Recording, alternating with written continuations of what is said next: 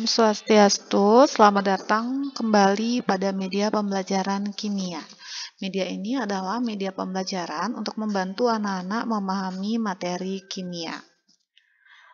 Agar kalian dapat memahami, catatlah hal-hal penting pada saat menonton video ini. Pada video kali ini, kita akan membahas mengenai penentuan perubahan entalpi atau delta H dalam hukum Hess. Nah, pada hukum Hess ada 4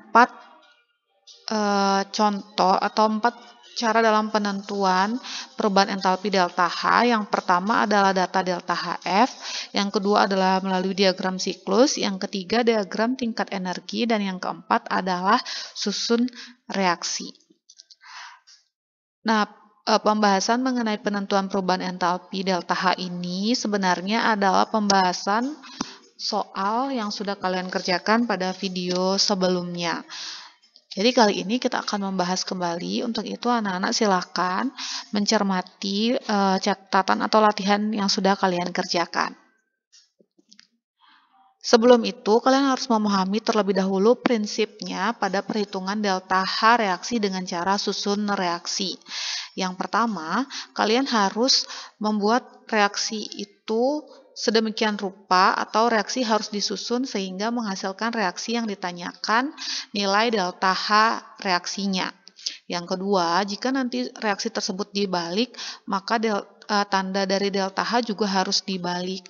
Yang ketiga, jika reaksi dikali atau dibagi dengan A, maka delta H juga ikut dikali atau dibagi dengan A.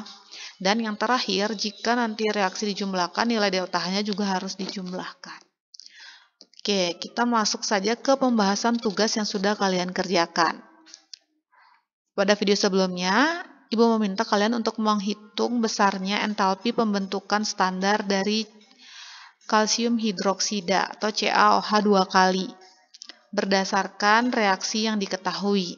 Nah, seperti prinsip yang tadi, kalian susun untuk menyelesaikan soal ini, kalian susun reaksi sedemikian rupa sehingga sesuai dengan permintaan soal tersebut. Nah, kita harus tahu dulu apa sih permintaan dari soal. Permintaan dari soal adalah reaksi pembentukan. Berarti kalian tulis dulu reaksi pembentukan dari CaOH 2 kali.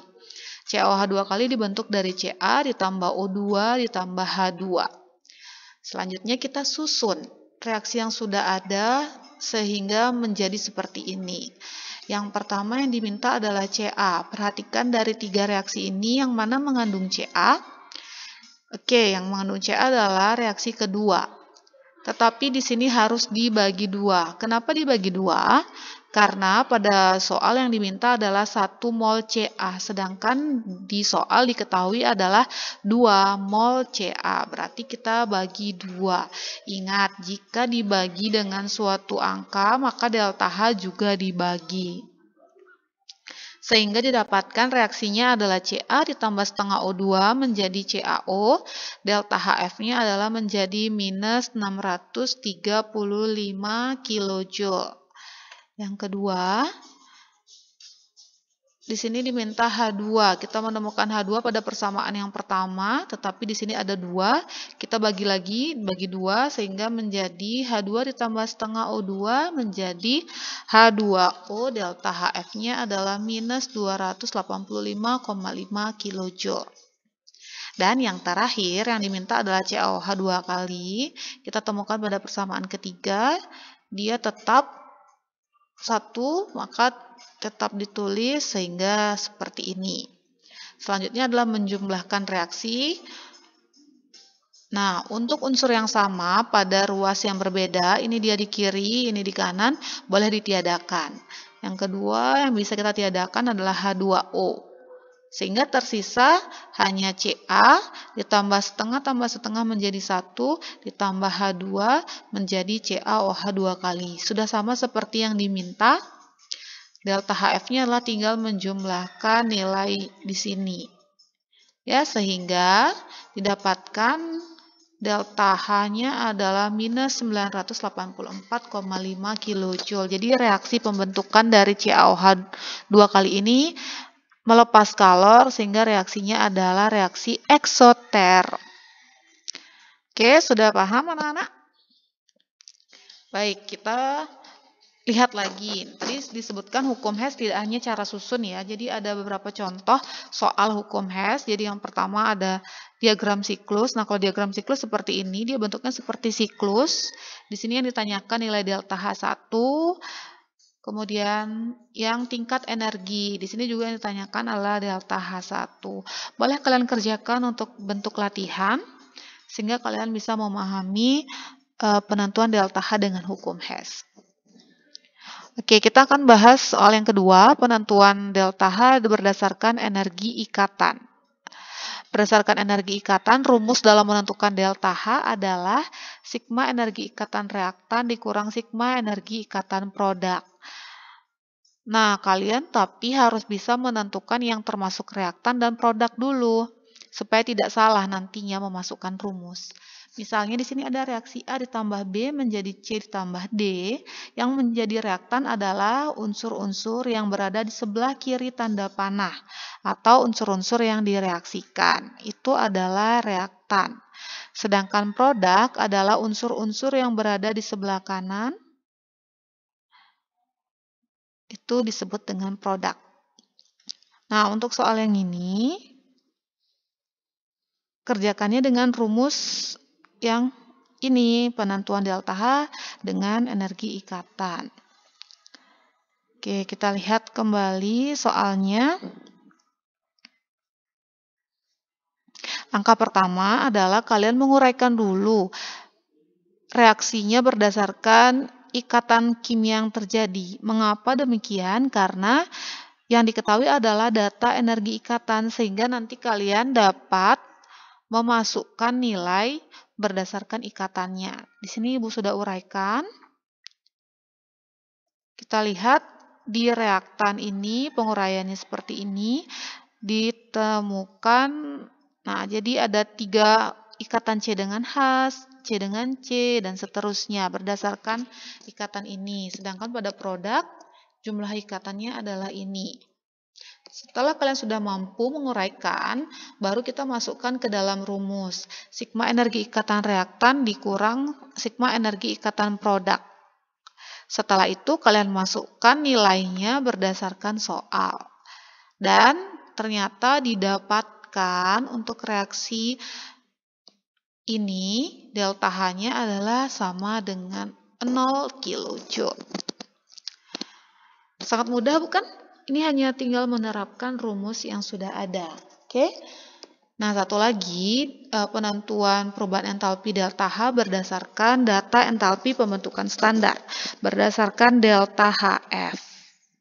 Nah, ini juga menggunakan rumus, kalau tadi reaktan dikurang produk, kalau pembentukan standar dia produk dikurang dengan reaktan. Jadi seperti ini penjabarannya. Di sini dia melibatkan koefisien ya, jadi melibatkan koefisiennya. I, J, K, L ini sebagai koefisien, jadi produknya K dikali delta HF untuk EF, ditambah L dikali delta HF untuk GH, dikurang I dikali delta HF AB, ditambah J dikali delta HF CD. Baik, kita perhatikan contoh soalnya. Jadi, di sini diketahui data pembentukan untuk C3H8, pembentukan CO2, dan pembentukan H2O. Berdasarkan data ini, kalian tentukan nilai delta H untuk reaksi pembakaran C3H8. Langkah pertama, kalian harus menuliskan reaksi pembakarannya terlebih dahulu. Diingat yang namanya reaksi pembakaran, suatu senyawa hidrokarbon bereaksi dengan oksigen menghasilkan CO2 dan H2O. Kemudian kalian setarakan. Selanjutnya tinggal dimasukkan ke dalam rumusnya, delta HF produk dikurang delta HF reaktan. Pada produk ada 3 CO2 dan 4 H2O. Pada reaktan ada 1 C3H8 dan 5 O2. Kita masukkan nilainya berdasarkan soal. Nah, di sini delta HFO2-nya adalah 0. Bukan karena tidak ada di sini, tetapi O2 itu termasuk unsur diatomik. sehingga nilai delta HF-nya pasti sama dengan 0. Ya. Sehingga didapatkan delta H-nya adalah minus 532,5 kilojoule. Jadi seperti itu dalam menentukan perubahan entalpi suatu reaksi berdasarkan data pembentukan standar. Seperti biasa, Ibu berikan satu latihan soal untuk membantu kalian memahami materi kali ini. Jadi jika kalian sudah berhasil mengerjakan soalnya, kalian akan menemukan jawabannya adalah minus 39,63 kilojoule per mol. Jika sudah menemukan jawaban seperti ini, berarti kalian sudah berhasil mengikuti pembelajaran kali ini. Sekian video pembelajaran kali ini. Tidak lelah Ibu ingatkan selalu kalian untuk selalu menggunakan maskernya, cuci tangan, hindari kerumunan, jaga kesehatan sehingga kalian bisa terhindar dari virus corona yang sedang merebak saat ini. Semoga virus ini segera hilang sehingga kita bisa segera bertemu untuk membahas materi-materi selanjutnya. Oke. Sekian video pembelajaran kali ini. Terima kasih sudah menyaksikan video pembelajaran kali ini. Jangan lupa subscribe sehingga kalian bisa mengetahui video-video terbaru selanjutnya.